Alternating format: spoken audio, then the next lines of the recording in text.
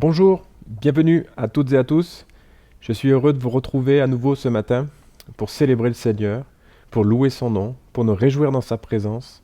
C'est toujours une joie que de pouvoir s'approcher de Dieu et de savoir qu'il est là, qu'il nous voit, il nous entend, il nous aime et qu'il prend soin de nous, il nous prend en charge. L'Éternel est grand, l'Éternel est bon, l'Éternel est digne de louange. À son nom soit toute la gloire. J'espère que vous allez bien, que cette semaine s'est bien passée pour vous. J'espère que vous êtes aussi confortablement installés dans vos maisons et prêts à pouvoir participer à ce culte et aussi surtout offrir vos louanges, offrir votre adoration, offrir votre joie au Seigneur parce que c'est lui l'objet de ce culte, de ce moment et c'est lui que nous voulons célébrer tous ensemble. Ce matin, le déroulement sera classique par rapport aux dernières semaines. Voilà, nous allons introduire ce moment, prier, louer le Seigneur et ensuite partager ensemble la parole de Dieu avant de conclure. Et j'aurai des informations à vous donner à la fin, lors de la conclusion, concernant notamment les assemblées générales qui auront lieu la semaine prochaine. Voilà. Je vous invite, sans plus tarder, à ouvrir la parole de Dieu. On va lire un psaume. Je voudrais lire avec vous ce matin le psaume numéro 3 pour débuter ces moments. Voici ce que nous lisons, psaume de David, quand il fuyait devant son fils Absalom. Éternel, qu'ils sont nombreux mes adversaires, nombreux ceux qui se lèvent contre moi, nombreux ceux qui disent à mon sujet, point de salut pour lui auprès de Dieu. Mais toi, Éternel, tu es pour moi un bouclier. Tu es ma gloire, et tu relèves ma tête. À haute voix, je crie à l'Éternel, et il me répond de sa montagne sainte. Amen. Je voulais lire cette première partie de ce psaume, qui est un cri vraiment du cœur de David, qui fait face à des difficultés, qui a besoin du secours de son Dieu, qui a besoin de son encouragement, et il lève les yeux vers le Seigneur. En fait, j'aime beaucoup ce passage parce que David est très lucide par rapport à sa situation, et il l'a bien analysée, l'a bien comprise, et alors que lui-même a des forces, alors que lui-même est le chef d'une armée, eh bien, il choisit de se confier dans son Dieu pour obtenir le salut. Alors ce matin, confions-nous, nous aussi, dans notre Dieu pour obtenir le salut. Soyons conscients de nos limites, de nos faiblesses, mais soyons aussi conscients de sa force et de sa toute-puissance à lui qui règne dans les cieux. Amen, gloire à Jésus. Je prie et puis ensuite, je laisse la place à ce temps de louange et d'adoration et je vous retrouverai juste après. Merci Seigneur Jésus pour cette nouvelle journée. Merci Seigneur Jésus pour ce temps à nouveau que nous pouvons vivre dans ta présence. Un temps assurément de bénédiction, de ressourcement, d'encouragement. Un temps Seigneur pendant lequel nous allons te louer, t'adorer et aussi laisser l'œuvre du Saint-Esprit se faire dans nos cœurs.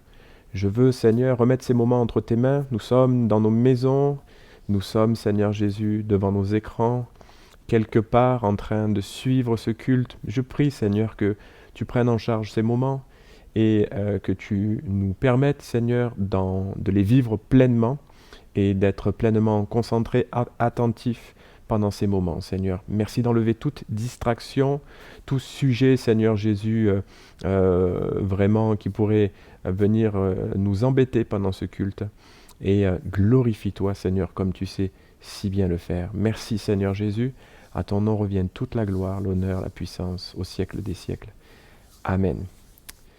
Gloire à Dieu. Voilà, on loue le Seigneur ensemble, et puis on partage la parole de Dieu juste après. À tout de suite. Bonjour à tous, je suis très heureuse de vous présenter ces chansons de louange avec Sandra et j'espère qu'on va passer ensemble un moment béni dans la présence du Seigneur.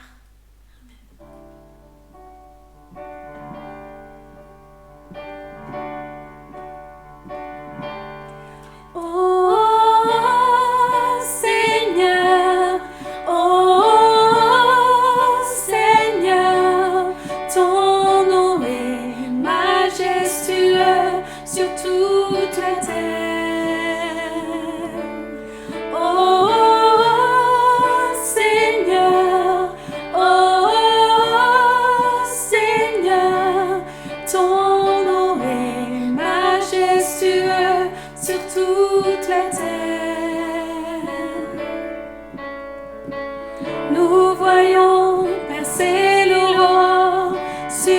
chacun, priez plus fort, nous t'attendons, te désirons, Seigneur. Nous voyons de l'Orient, le jour se lève, espère en toi, nous te cherchons, te désirons, Seigneur. Oh, oh, oh, Seigneur, oh, oh, Seigneur, ton nom est majestueux sur toute la terre.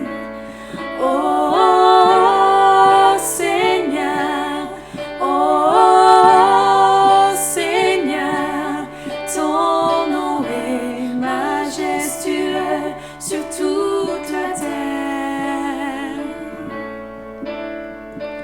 Nous voyons tomber du ciel ces eaux qui viennent remplir ce lieu. Nous t'adorons, te désirons, Seigneur.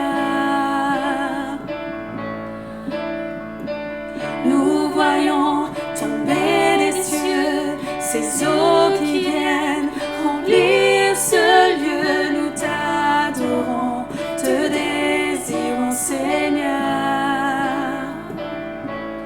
Oh, oh, oh, Seigneur, oh, oh, Seigneur, ton nom est majestueux sur toute la terre.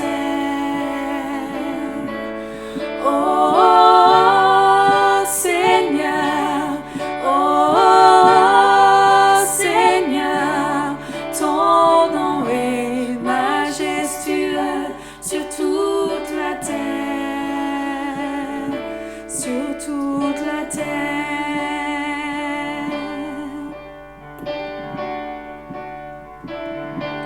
Oh, ton nom perce les ténèbres, oui, ton nom est la vérité. Oh, ton nom, oui, ton nom. Oh, ton nom perce les ténèbres, oui, ton nom est la vérité. Oh, ton nom, oui, ton nom. Oh, Seigneur, oh, Seigneur, ton nom est majestueux sur toute la terre. Oh, Seigneur, oh, Seigneur, ton nom est majestueux sur toute la terre, sur toute la terre.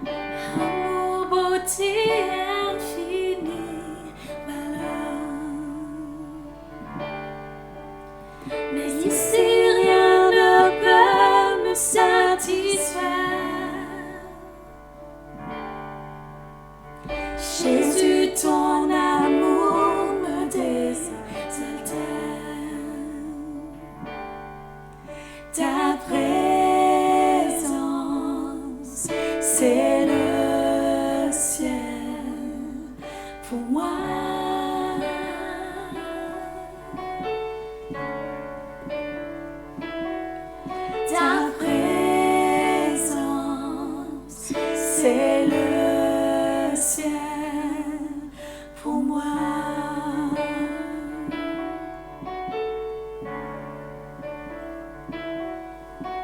Trésor de mon âme et de mon cœur, dans ma faiblesse tu es ma vigueur. Libre de mon passé, de tout lien, tu tiens ma vie aujourd'hui et demain.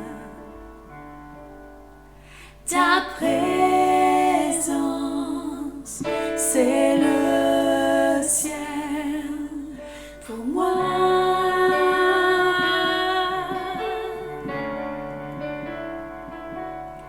Ta présence, c'est le ciel pour moi.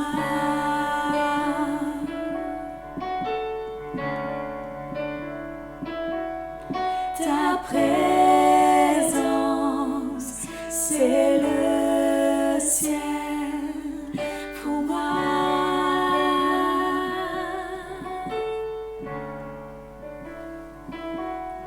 Ta présence, c'est le ciel pour moi.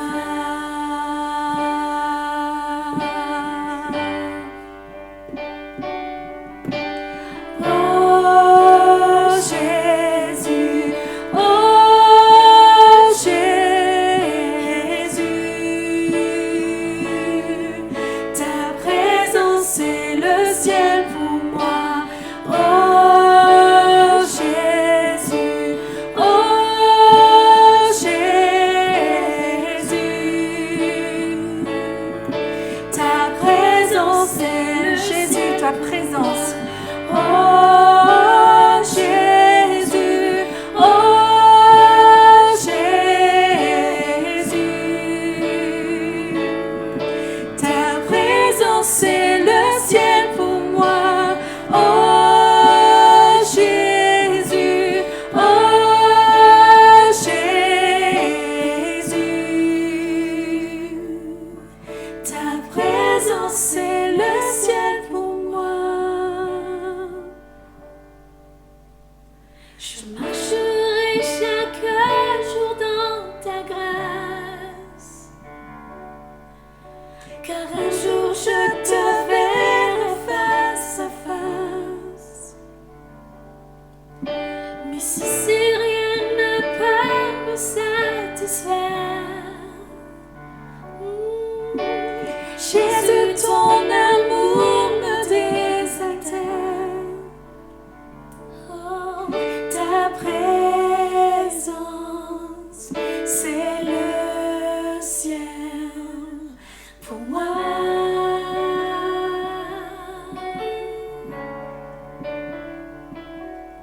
Ta présence, c'est le ciel pour moi.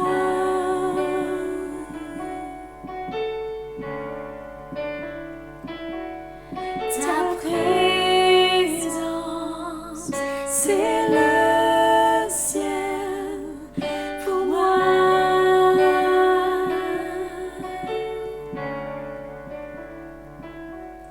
Ta présence, c'est le ciel pour moi. Seigneur, ce que nous aimons par-dessus tout, c'est être à tes côtés, c'est être à tes pieds, Seigneur. Seigneur, nous aimons ta présence, Seigneur. Nous voulons maintenant élever nos voix vers toi.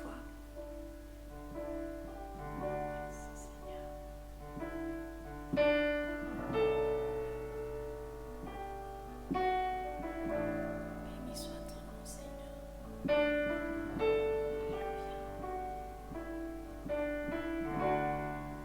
Amen, Jésus. Merci, Seigneur, pour ta présence. Merci, Seigneur, pour ta grâce.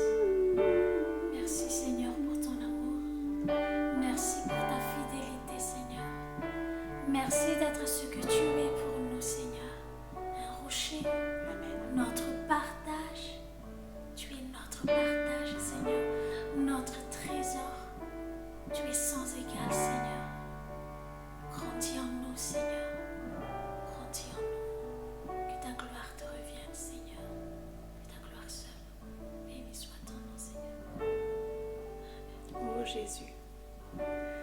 Oh Jésus, oh Jésus, ta présence c'est le ciel pour moi.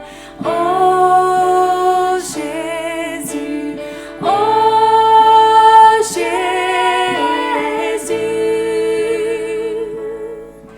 ta présence c'est le ciel pour moi. Oh Jésus, oh Jésus, ta présence c'est le ciel pour moi. Oh Jésus, oh Jésus, ta présence c'est le ciel pour moi.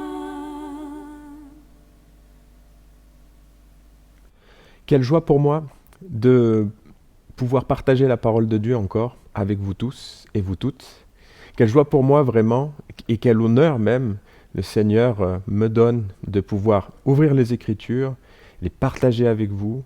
Et je prie encore ce matin que cette bonne parole du Seigneur vous touche, vous affermisse, vous transforme et vous permette de rencontrer le plus grand et merveilleux des sauveurs, Jésus-Christ. Ce matin, ça sera la conclusion de notre série de messages intitulée « Les uns les autres ». Et nous verrons donc ce matin le dernier verset « Consolez-vous les uns les autres ». Mais juste avant, je voudrais dire quelques mots, avant de faire un court résumé des messages précédents. Et puis conclure, je voudrais dire un mot pour toutes celles et ceux qui suivent nos messages en ligne depuis toutes ces semaines, et pour toutes celles et ceux qui sont en chemin avec Jésus. Bien sûr, il y a les frères et sœurs de l'Église, qui vous êtes réguliers, vous fréquentez l'Église habituellement, mais il y a aussi d'autres personnes qui nous suivent depuis déjà plusieurs semaines. Certains se sont manifestés, d'autres non. Peut-être que c'est votre cas. Je voudrais vous accueillir aussi ce matin pendant ces moments et vous dire quelques mots. Qui que vous soyez, et particulièrement si vous habitez dans notre secteur à Orange, Bagnols-sur-Cèze ou dans ce coin, je voudrais vraiment vous connaître. Je voudrais pouvoir avoir un contact avec vous si vous le désirez, si vous êtes à l'aise avec ça. Peu importe que vous soyez croyant, vraiment déjà affermi dans le Seigneur, ou alors que vous soyez quelqu'un qui découvre la foi, je voudrais pouvoir avoir l'opportunité de vous rencontrer. Je voudrais vous lancer cette invitation à m'envoyer un mail ou à m'envoyer un SMS ou m'appeler si vous le souhaitez. Vous savez, pour un pasteur, c'est vraiment important de connaître les brebis desquelles il s'occupe. Et pour moi, c'est vraiment préoccupant de savoir quels sont celles et ceux qui écoutent ces messages, sont nourris par ces messages, découvrent la foi à travers ces messages. Voilà, je serais vraiment honoré de vous connaître un petit peu, savoir comment je peux prier pour vous, savoir comment peut-être je peux vous venir en aide ou éventuellement vous rencontrer. Donc, dans la description de cette vidéo, vous allez retrouver tous les éléments nécessaires pour pouvoir me joindre. Surtout, n'hésitez pas à le faire. Voilà, merci beaucoup. Alors, un court résumé de ce que nous avons vu pendant ces messages, juste avant de conclure, parce que c'est important de remettre toute cette série de messages dans sa perspective. Nous avons vu d'abord Jean 13, 34 et 35, « Aimez-vous les uns les autres », base indispensable pour entretenir des relations fraternelles saines. C'est joindre la parole aux actes d'amour pour que la lumière de Jésus brille sur les gens. Romains 15, 7, « Accueillez-vous les uns les autres », c'était la première action qui découle de cet amour fraternel. Et c'est démontré par notre accueil à la fois la véracité et la miséricorde de Dieu. Le troisième point que nous avons vu, Colossiens 3, verset 13, « Supportez-vous les uns les autres ». Deuxième action qui découle de l'amour fraternel, c'est avoir une attitude spirituelle d'édification dans la foi et de soutien mutuel dans l'épreuve. Puis, la semaine dernière, nous avons vu Colossiens 3, verset 16, « Exhortez-vous les uns les autres ». Troisième action qui découle de l'amour fraternel. Et c'est se persuader ensemble de la grâce de Dieu pour nos vies et s'encourager à dépendre du Saint-Esprit. Bien évidemment, il y a tant d'autres actions, bien évidemment, qui peuvent découler de l'amour fraternel, mais j'avais choisi ces actions-là en priorité. Et puis, on termine aujourd'hui, on aborde cette dernière action qui découle de l'amour fraternel. C'est dans 1 Thessaloniciens, chapitre 4, verset 18. « Consolez-vous donc les uns les autres par ces paroles. » Amen. Aujourd'hui encore, il sera important un petit peu de contextualiser ce verset pour bien commenter ce texte. Pour rappel, l'objectif de cette série de messages, c'est de construire ensemble de bonnes relations fraternelles, des relations fraternelles spirituelles, saines, constructives et qui nous bénissent les uns les autres. C'est construire ce qui sera nécessaire pour établir et entretenir de bonnes relations fraternelles. C'est finalement travailler à se rapprocher les uns les autres dans un moment où les circonstances de la vie ont fait que nous nous sommes éloignés les uns les autres. Nous ne nous sommes pas éloignés parce que nous serions disputés ou parce que nous serions en conflit, pas du tout. Nous nous sommes éloignés parce qu'il y a eu une circonstance exceptionnelle qui a fait que physiquement, nous avons dû prendre certaines distances, mais la communion fraternelle se poursuit par d'autres moyens, mais elle est dans le cœur de Dieu aussi, dans le cadre du rassemblement de ses enfants, et c'est quelque chose qui va revenir, et j'en suis convaincu, dans les prochaines semaines, et nous allons avoir la joie de pouvoir nous réunir tous ensemble dans le même lieu. Que le nom du Seigneur soit béni. L'Église de Jésus-Christ, en fait, fait partie des choses essentielles pour les chrétiens. Et cette période exceptionnelle que nous vivons dans le monde est une opportunité pour nous de nous centrer sur les vraies choses, les choses essentielles. L'Église, c'est une vraie chose essentielle pour les croyants, mais aussi pour l'humanité entière, même si elle n'en a pas toujours conscience, et même si le reste de l'humanité non croyante rejette l'Église, parce que l'Église n'est pas une institution. Ce n'est pas une institution qui est faite pour une catégorie de personnes que l'on appelle les religieux, puis il y aurait les athées et puis les autres. Non, l'Église, c'est le cœur de Dieu pour l'humanité, et à travers l'Église, Dieu se révèle, Dieu révèle son amour, Dieu révèle son Fils, Dieu révèle sa grâce, et Dieu révèle aux êtres humains qu'il les connaît, qu'il les aime et qu'il veut entretenir une relation avec eux, se faire connaître et leur faire comprendre tout ce qu'ils ont besoin de comprendre pour leur vie. L'Église n'est pas une institution religieuse. Pardon, j'espère que je choque personne en disant ça ce matin, mais c'est la réalité. L'Église, en fait, est une incarnation relationnelle d'une réalité spirituelle. C'est-à-dire que dans le royaume de Dieu, le Père, le Fils et le Saint-Esprit sont en relation les uns avec les autres. Cette relation est une relation d'amour parfaite qui illustre ce que Dieu veut pour l'Église, que nous soyons en relation ensemble, que nous nous aimions et que de cet amour découlent des actions concrètes et précises qui rendent gloire à celui qui va les initier dans nos vies, c'est-à-dire Dieu. En tant qu'Église de Jésus-Christ, et le mot Église, en fait, ecclésia veut simplement dire rassemblement, il faut le savoir. Donc c'est un rassemblement de personnes qui croient dans la personne du Seigneur Jésus-Christ. Des ecclésias, il y en a dans tous les domaines. Mais en tant qu'Église de Jésus-Christ, nous incarnons donc cette réalité spirituelle dans ce monde. J'espère que vous avez bien compris cette pensée, que l'Église n'est pas une institution religieuse, mais une incarnation relationnelle d'une réalité spirituelle. Et c'est vraiment très important de comprendre ça. C'est pourquoi la vocation que Dieu nous adresse en Jésus-Christ, que Dieu adresse aux croyants en Jésus-Christ, elle est belle, elle est sérieuse, elle est magnifique et elle n'a rien à voir avec ce que le monde offre. Bien-aimés, à travers les relations que nous entretenons, nourris dans un véritable amour, nourris dans de véritables actions qui découlent de cet amour, eh bien Jésus peut être vu.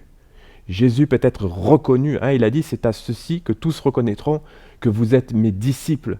Donc, quand nous entretenons ces relations-là, que Dieu a voulu, dans l'amour, et que les actions en découlent naturellement, eh bien, finalement, c'est ce que Jésus aurait fait, aurait continué de faire, s'il avait été présent physiquement avec nous.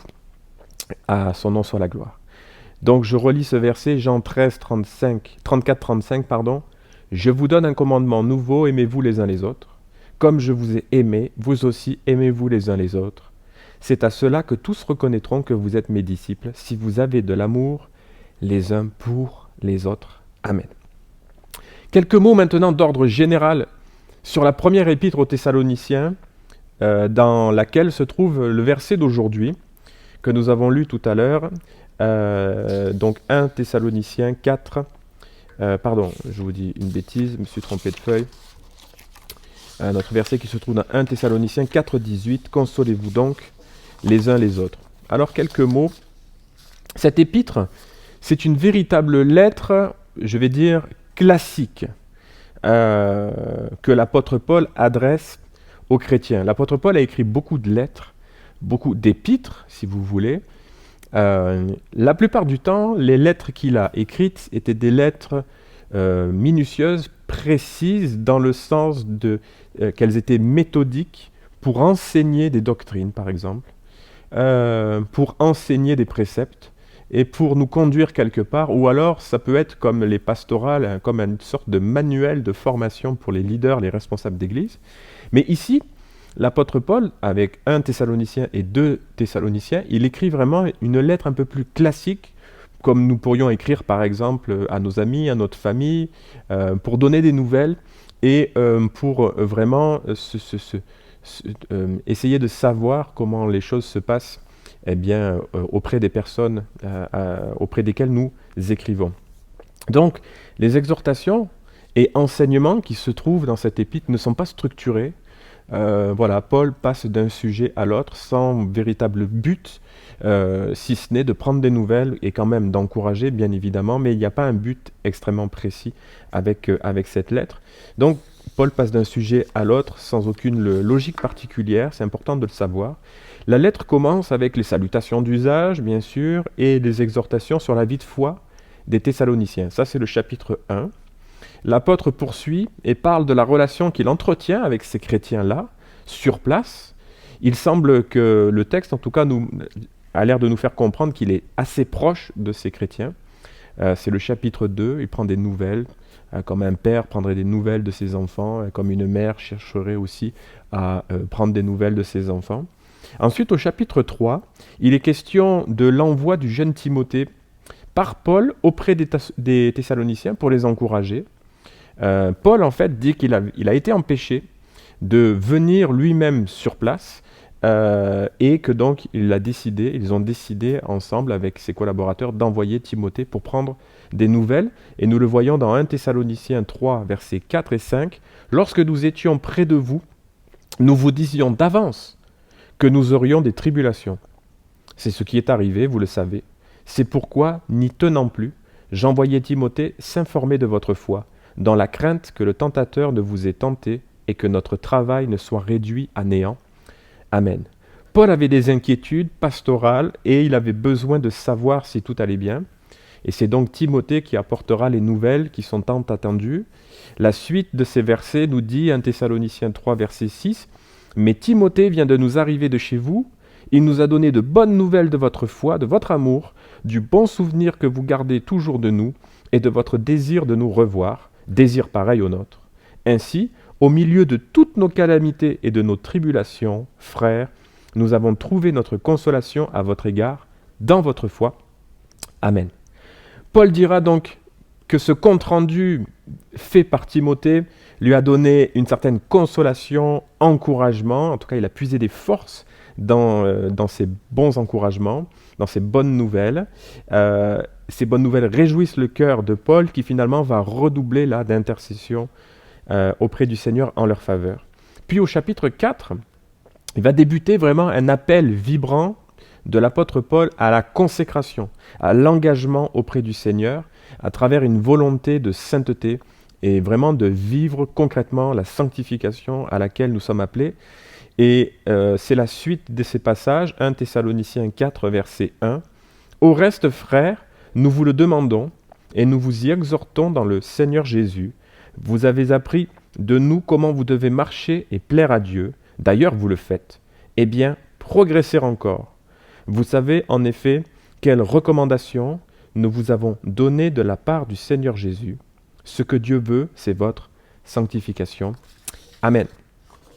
Il est question donc aussi de l'affection fraternelle et des relations fraternelles, avec une exhortation à vivre en paix.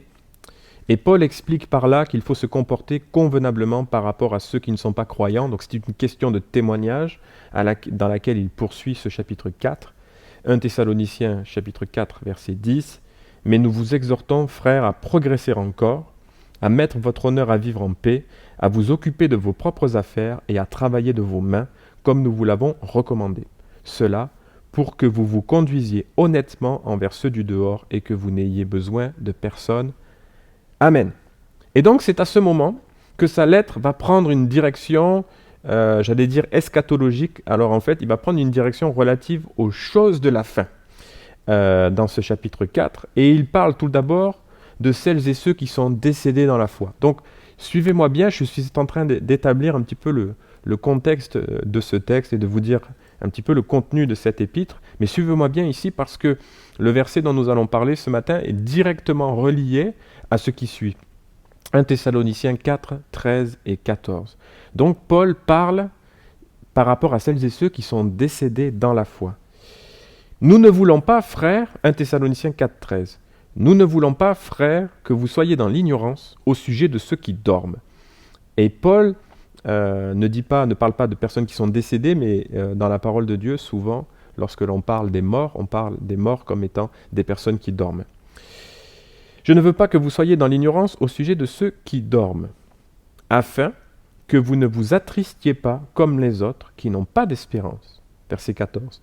En effet, si nous croyons que Jésus est mort et qu'il est ressuscité, nous croyons aussi que Dieu ramènera aussi par Jésus et avec lui ceux qui se sont endormis. Amen. Alors peut-être que vous vous dites, mais pourquoi il nous parle de tout ça ? Mais tout cela a vraiment du sens parce que Paul écrivait souvent ses lettres en réponse à des questionnements, à toutes sortes de choses qu'on lui demandait, et donc il écrivait ses lettres pour essayer d'y répondre. Et ici, il semble que l'apôtre réponde à une question relative à la fin des temps. En tout cas, il s'agit de savoir ce qu'il advient des personnes décédées dans la foi au Seigneur Jésus. C'est une bonne question. Et vous devez savoir qu'à cette époque, la littérature apocalyptique, le discours un peu apocalyptique de fin des temps, était vraiment très très courant. C'était une pensée qui était très forte dans la société, pensée de la fin du monde, qui semblait être très proche, qui était très présente dans la vie des gens. Et parmi les chrétiens, on pensait fermement et avec foi que Jésus allait revenir très vite selon sa promesse. Jésus l'a dit, qu'il s'en allait vers le Père, nous préparer une place et que bientôt il reviendrait pour nous prendre, parce que là où il est, il veut que nous soyons aussi avec lui. Et donc cette pensée était très, très proche dans le cœur des croyants qui se préparaient vraiment à aller à la rencontre du Seigneur Jésus. Donc la question se posait de savoir finalement, mais pourquoi il y a des croyants qui décèdent ? Pourquoi Jésus n'est pas encore revenu ? Pourquoi ces croyants décèdent ? Et qu'est-ce qu'il advient d'eux, finalement, une fois qu'ils sont morts ? Qu'est-ce qu'il se passe ? Donc c'était ça la question. Puisqu'ils sont morts sans avoir connu le retour de Jésus, qu'est-ce qui se passe pour eux ? Alors Paul va tenter de rassurer et d'encourager tout le monde avec les paroles qui suivront. Et le verset que nous lisons aujourd'hui se situe dans ce contexte. C'est un contexte d'encouragement, un contexte de consolation par rapport à des personnes qui sont décédées dans la foi, et pour lesquels les croyants restants ont des préoccupations et se disent « Mais mince, ils n'ont pas connu le retour du Seigneur Jésus, ils sont décédés, qu'advient-il d'eux » La lettre se poursuit et nous dit, 1 Thessaloniciens 4, 15, « Voici en effet ce que nous vous déclarons, d'après une parole du Seigneur. Nous les vivants, restez pour l'avènement du Seigneur. Nous ne devancerons pas ceux qui se sont endormis.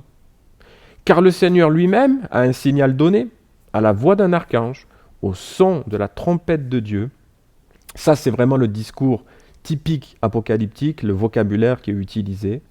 « Au son de la trompette de Dieu descendra du ciel, et les morts en Christ ressusciteront en premier lieu. » Déjà une première partie de la réponse. Ensuite, nous les vivants, qui serons restés, nous serons enlevés ensemble avec eux dans les nuées, à la rencontre du Seigneur dans les airs, et ainsi nous serons toujours avec le Seigneur. Consolez-vous donc les uns les autres par ces paroles. Amen. Le chapitre 5, donc, simplement, termine cette première lettre aux Thessaloniciens dans laquelle Paul va donner ses dernières recommandations. Elles sont quand même assez nombreuses, mais elles sont données les unes après les autres. Mais juste avant ces recommandations, Paul conclut sa parenthèse liée aux événements des temps de la fin. Et il donne vraiment un encouragement fort sur la manière dont nous avons à nous préparer et attendre le retour du Seigneur. Et l'apôtre, d'ailleurs, reprendra cette même pensée au verset 18 du chapitre. Enfin, il reprend cette même pensée lorsqu'il dit, 1 Thessaloniciens 5, 9, « Car Dieu ne nous a pas destinés à la colère, mais à la possession du salut par notre Seigneur Jésus-Christ, qui est mort pour nous, afin que, soit que nous veillons, c'est-à-dire que nous sommes encore vivants, soit que nous dormions, c'est-à-dire que nous ayons connu la mort, nous vivions ensemble avec lui. Ainsi donc, exhortez-vous mutuellement et édifiez-vous l'un l'autre comme vous le faites déjà. Amen. » Et là, quand Paul dit au verset 11, « Exhortez-vous mutuellement », il ne fait que reprendre le même mot précédent lorsqu'il est dit « Consolez-vous les uns les autres ». Il reprend ce même mot, ce même verbe qui veut dire que, ce qu'il veut dire, c'est que nous puiserons de la consolation dans les promesses de Jésus. Non seulement nous puiserons de la consolation pour les promesses d'aujourd'hui, c'est-à-dire que nous veillons, que nous soyons encore vivants, mais nous puiserons aussi de la consolation pour les promesses qui sont à venir. Et il y a vraiment une grande consolation à savoir que soit nous connaîtrons le retour du Seigneur Jésus et alors nous serons enlevés avec lui dans les airs, gloire à son nom, ça nous console, ça nous encourage, ou soit si nous décédons, eh bien, c'est-à-dire que nous dormions, eh bien, nous irons quand même à sa rencontre dans les airs, et l'apôtre Paul dit que ce sont d'abord même les morts en Christ qui ressusciteront premièrement, et ensuite les vivants, nous irons les rejoindre. Gloire au Seigneur Jésus, c'est une belle espérance que la parole de Dieu donne à toutes celles et ceux qui croient. L'espérance que la vie éternelle se poursuit après la mort de nos corps est une grande consolation. Les chrétiens placent leur espoir dans cette promesse et dans celle du retour de Jésus. Finalement, peu importe si nous sommes encore vivants ou si nous sommes morts, l'espoir, l'espérance, la consolation reste puissante et reste la même. Tu ne le sais peut-être pas, mais cette espérance nourrit notre foi au quotidien. Cette espérance nourrit notre foi, fortifie notre foi et nous encourage jour après jour. Certains croyants verront le retour du Seigneur Jésus et d'autres non, mais quoi qu'il advienne, nous serons tous unis à lui et pour toujours. Mon ami, bien-aimé, qui que tu sois, je veux t'inviter ce matin à considérer cette espérance dont nous parle la Bible. Comme ces croyants qui se posaient la question de savoir ce qu'il advenait de ceux qui partaient. Toi et moi, nous nous posons aussi la question de savoir ce qu'il adviendra de nous quand nous partirons. Et nous nous posons aussi souvent la question de savoir où vont celles et ceux qui partent avant nous. Et même si parfois nous n'osons pas l'affirmer, nous n'osons pas le dire, nous le taisons, nous le disons à personne, nous disons parfois de façon pudique « Ah, mais là où il est maintenant, il est bien, il n'a plus de souffrance. » Oui, mais là où il est, ça veut dire quoi ? C'est où, là où il est ? Est-ce qu'il y a une certitude sur le où de là où il est ou là où elle est ? Eh bien, la parole de Dieu nous donne une assurance et une certitude dans notre cœur sur le où. Et je voudrais vraiment t'encourager ce matin à réaliser ces choses. Je ne suis pas en train de te tenir un discours effrayant pour te contraindre à croire dans quelque chose. Je veux simplement t'annoncer ce que la parole de Dieu nous dit et l'espérance qu'elle donne aux croyants d'aller à la rencontre de son Dieu pour l'éternité. En réalité, à partir du moment où nous venons sur cette terre, nous restons vivants pour l'éternité. Je vais expliquer ça dans quelques instants. Ce que je veux dire, c'est que si tu as une espérance, tu n'as pas peur de la mort, tu es heureux et tu marches avec assurance vers ta fin. F-I-N. Sans espérance, tu as peur de la mort, bien souvent. Tu peux être heureux, mais tu chancelleras en route vers ta fin, F-I-N. Parce que quand ta fin approchera, sans aucune espérance, C'est effrayant de devoir mourir dans de pareilles conditions. Paul est en train d'expliquer que ce qui compte n'est pas de vivre ou de mourir sur cette terre, mais de savoir où l'on va, de savoir quel est le lieu, la destination dans laquelle nous nous rendons. En d'autres termes, et donc sans vouloir effrayer personne ce matin, as-tu une espérance si tu meurs aujourd'hui? Est-ce que cette espérance te console? Est-ce que cette espérance te fortifie quand tu y penses? Est-ce que cette espérance t'encourage? Est-ce que cette espérance est une source de consolation mutuelle lorsque tu la partages avec quelqu'un? 1 Thessaloniciens 5, 9. Car Dieu ne nous a pas destinés à la colère, mais à la possession du salut par notre Seigneur Jésus-Christ. Penses-tu, comme beaucoup, que ma foi, il n'y a rien après la vie terrestre? Une fois qu'on est mort, c'est terminé. Peut-être tu penses ça.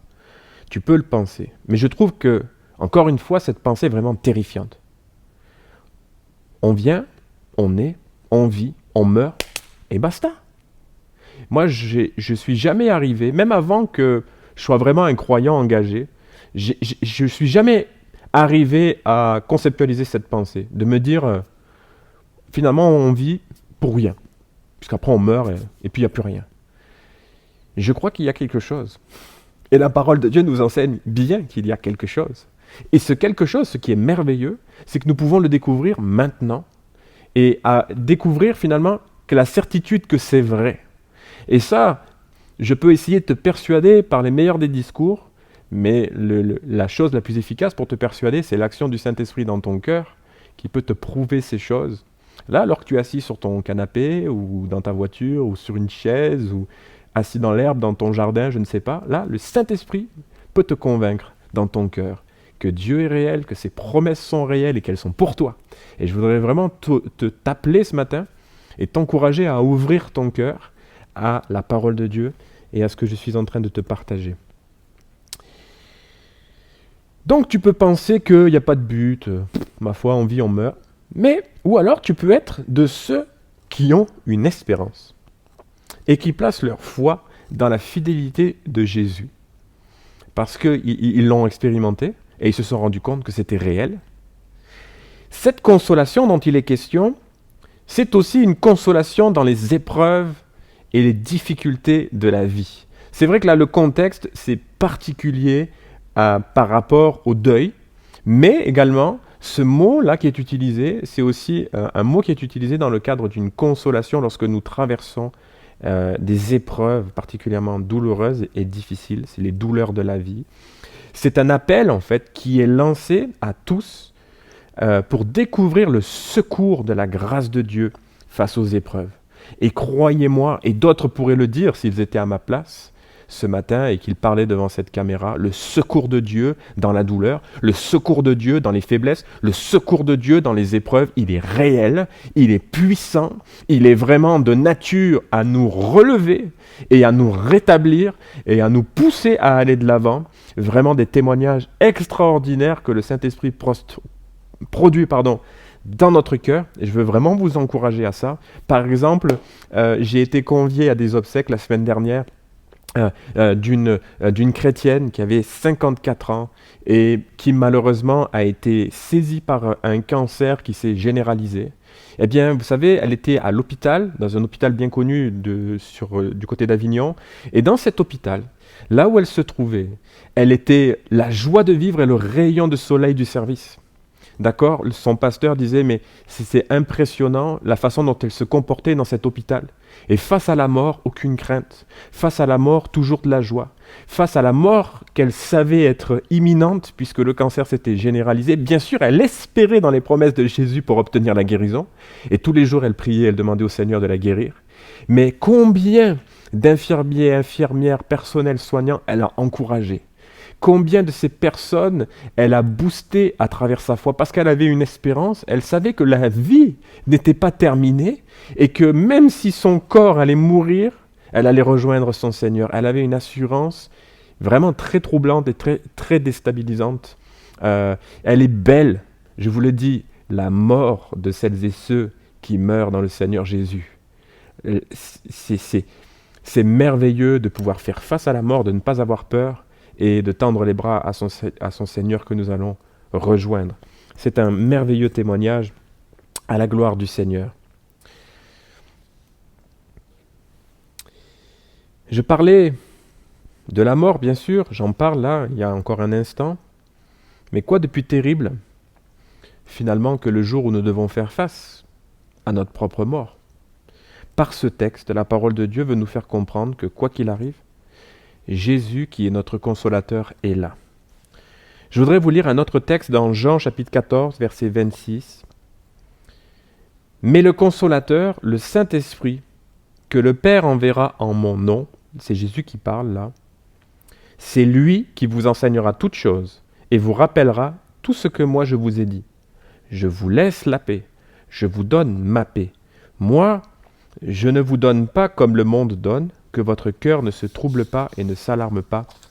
Amen. » Voilà les paroles de consolation du Seigneur Jésus, qui nous dit que peu importe les moments que nous traversons, il a envoyé le consolateur, le Saint-Esprit, pour qu'il soit toujours avec nous, qu'il nous rappelle les promesses de Jésus, et que dans les pires moments, il nous fasse prendre conscience que Jésus est là. Je voudrais vous lire un texte magnifique pour pouvoir terminer ce partage avec vous et conclure. Un texte magnifique de l'Épître aux Romains, pour nous aider à saisir la puissance de cette consolation que le Seigneur Jésus veut nous donner à travers le Saint-Esprit. Je vais prendre le temps de lire ce texte, peser les mots, pour qu'on puisse bien comprendre chaque phrase, parce que c'est vraiment un texte magnifique. Romains, chapitre 8, verset 18.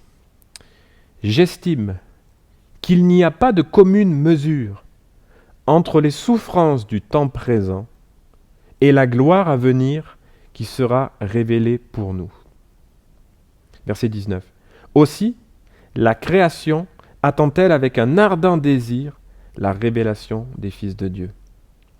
Car la création a été soumise à la vanité, non de son gré, mais à cause de celui qui l'y a soumise, avec une espérance.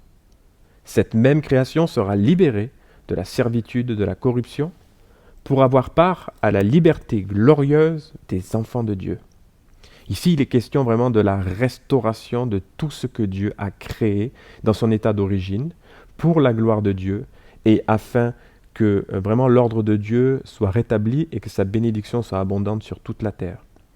Je poursuis verset 22. « Or, nous savons que jusqu'à ce jour, la création tout entière soupire et souffre les douleurs de l'enfantement. » Pourquoi il dit ça? Parce que bien sûr, elle soupire à voir arriver ces choses et donc il les compare aux douleurs de l'enfantement.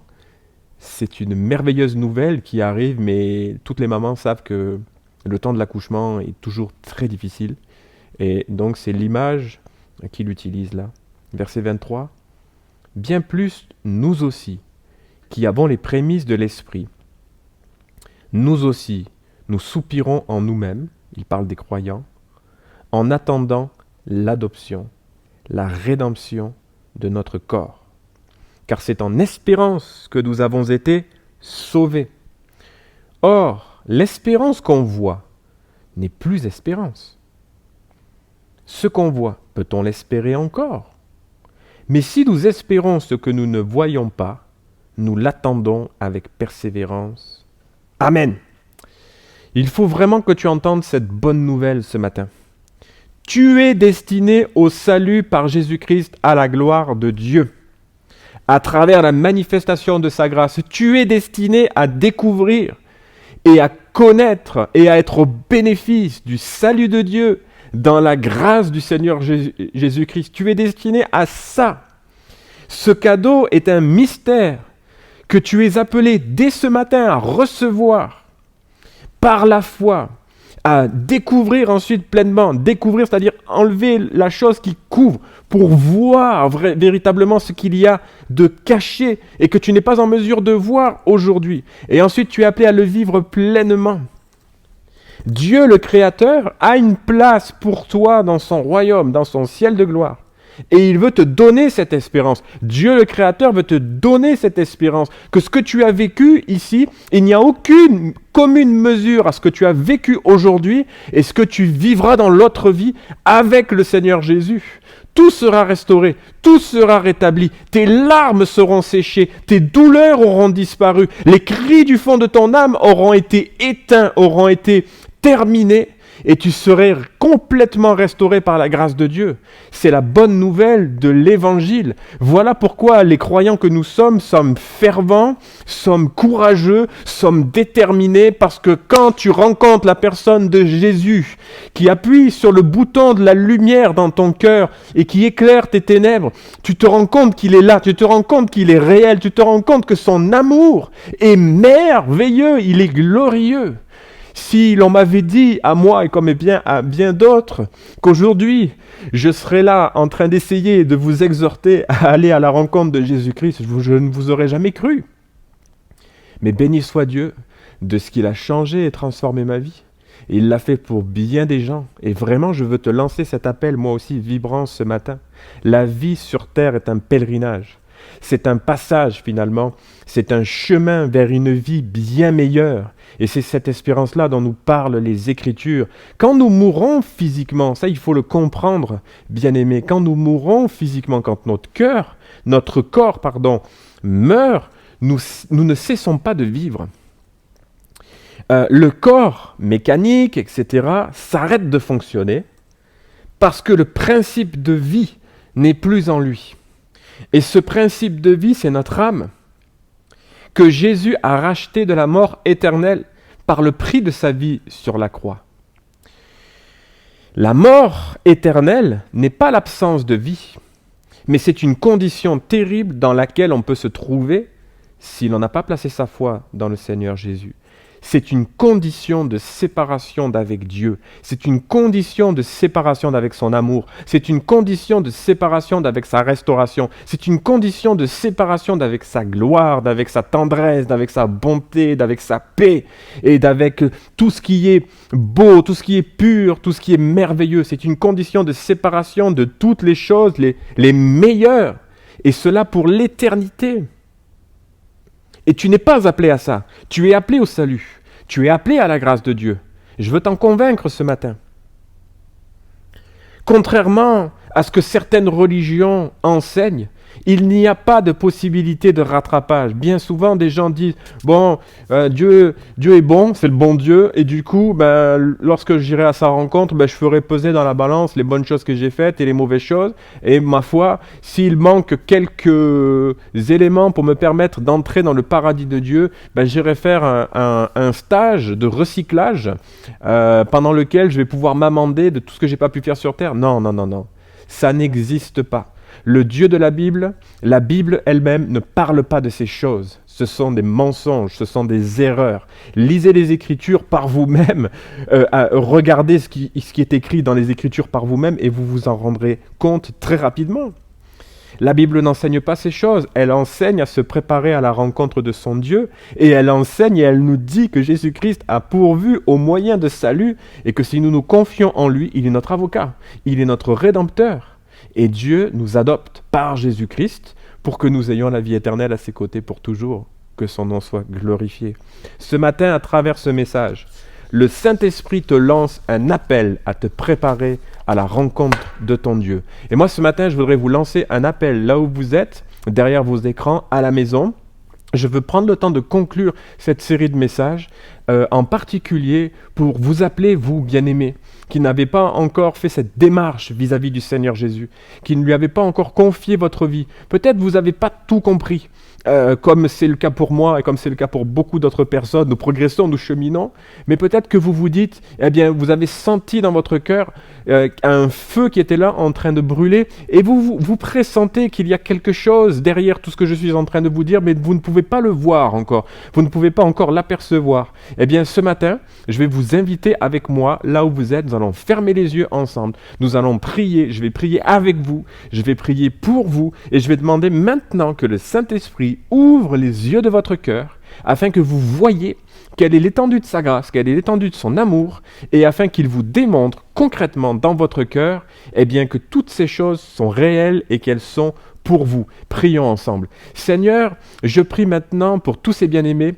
qui sont là, qui ont fermé leurs yeux aussi avec moi, qui perçoivent, Seigneur Jésus, cette lumière derrière leurs ténèbres. Je te demande, Seigneur, maintenant d'éclairer dans le nom de Jésus et par l'action du Saint-Esprit toutes ces vies, d'éclairer ces cœurs maintenant dans le nom de Jésus par l'action du Saint-Esprit, que toute œuvre de l'ennemi soit brisée maintenant, que ces mensonges soient révélés et que la lumière de ta grâce éclaire les cœurs maintenant, Seigneur Jésus. C'est toi qui prends en charge ces bien-aimés, Seigneur Jésus. C'est toi qui viens les délivrer de leur douleur, qui viens les délivrer de leur angoisse et qui leur donne, Seigneur, l'assurance que tu les aimes, l'assurance que tu les as sauvés à la gloire de ton nom. Je veux prendre ce matin autorité dans le nom de Jésus face à toute œuvre de l'ennemi qui essaierait maintenant d'empêcher la révélation de la bonne nouvelle dans le cœur des gens. Et je confesse que l'action du Saint-Esprit est puissante pour briser toutes ces manigances dans le nom de Jésus et pour la gloire de Dieu. Amen. Je veux t'appeler maintenant à vraiment inviter le Seigneur Jésus à prendre en charge ta vie. Et tu peux le lui dire, Seigneur Jésus, prends en charge ma vie. Seigneur Jésus, aide-moi à me relever, à connaître une restauration. Seigneur Jésus, je ne te connais pas encore aujourd'hui, mais je veux apprendre à te découvrir afin de réaliser quelle est ton œuvre, afin de réaliser que j'ai été adopté par mon Dieu et que j'hérite de cette vie éternelle qui est promise dans la Bible. C'est dans le nom de Jésus que j'ai prié. Amen. Gloire à Dieu. Gloire à Dieu. Je prie que ces paroles vous consolent et vous exhortent.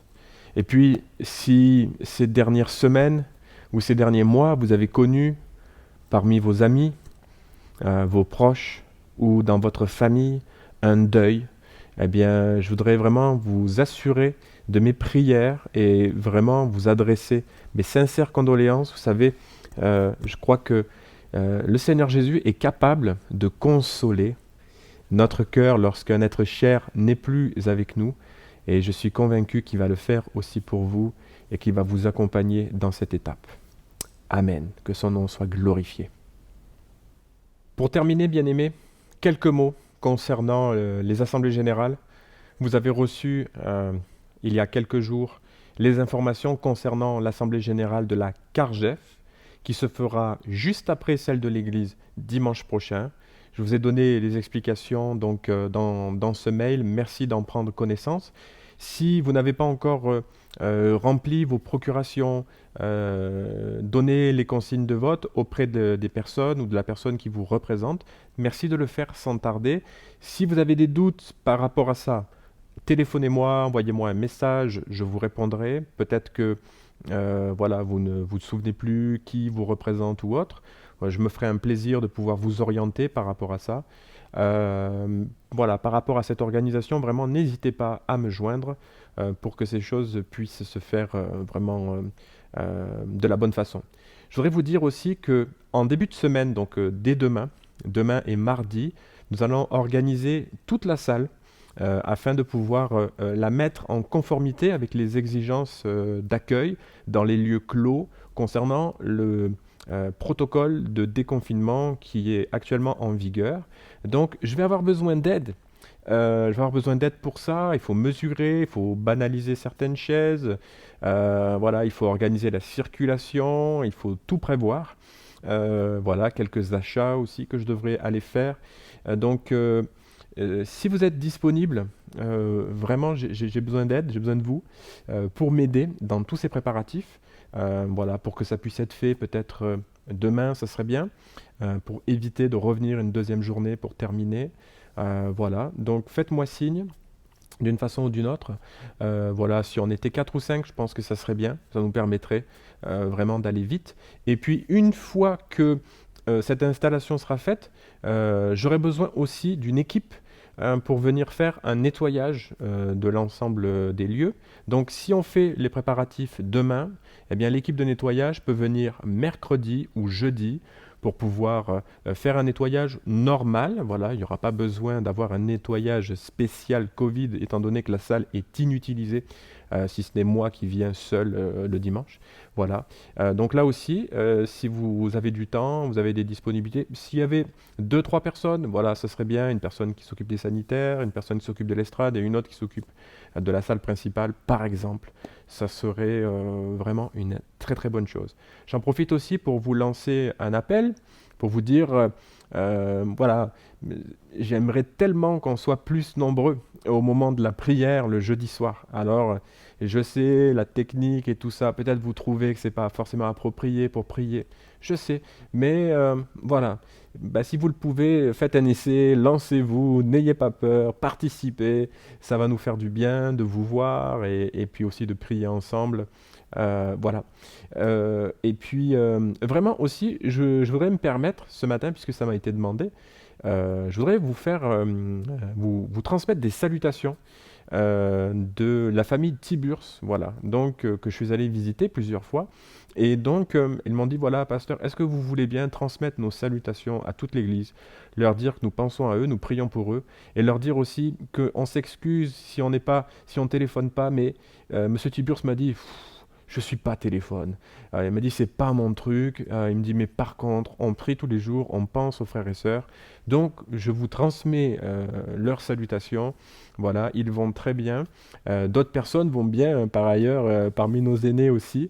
Merci Seigneur pour ça. Mais voilà, j'en profitais, je lui ai dit que je vous transmettrai voilà, ces informations. Je vous souhaite une belle semaine. Je vous souhaite vraiment d'être bénis, encouragés par le Seigneur, de passer une très très belle semaine, et on se retrouve pour ceux qui le peuvent jeudi pour la prière, et puis pour tout le monde dès dimanche prochain pour un nouveau message. Que le Seigneur vous garde. À très vite. Bonne journée. Fondement de ce que fut la nuit des temps en son début, lumière du monde, sainteté au sein de notre humanité, agneau de Dieu, l'éclat divin, Seigneur étoile du matin, inaltérable vérité, Dieu puissant, fin de vie, source d'infini pour celle et celui que Dieu attire en sa présence incomparable, bienveillance, bien suprême, roi des cieux, auprès du Père, en son saint lieu, jusqu'à la fin des temps. Aide-moi, aide-nous à te vivre à genoux, à saisir la portée de tes voix.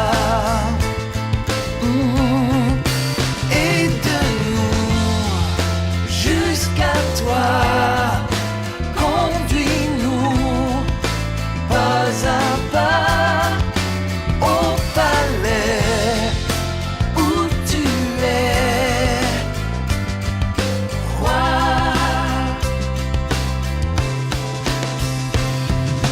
Majesté sans fin depuis, toujours et pour l'éternité, incontestable, auteur de l'univers jusqu'à sa destinée, Messie de Dieu parmi les siens, incomparable, unique et saint, tu es Dieu, tu es vie, tu es là.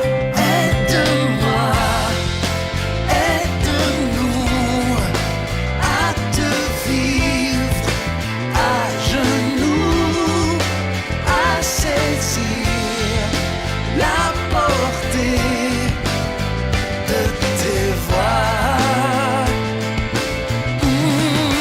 Aide-nous jusqu'à toi, conduis-nous pas à pas au palais où tu es, roi.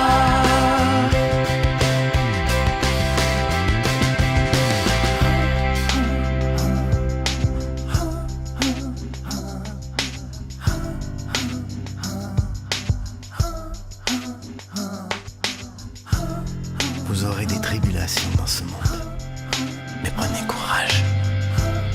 Moi, j'ai vaincu le monde. Aide-moi.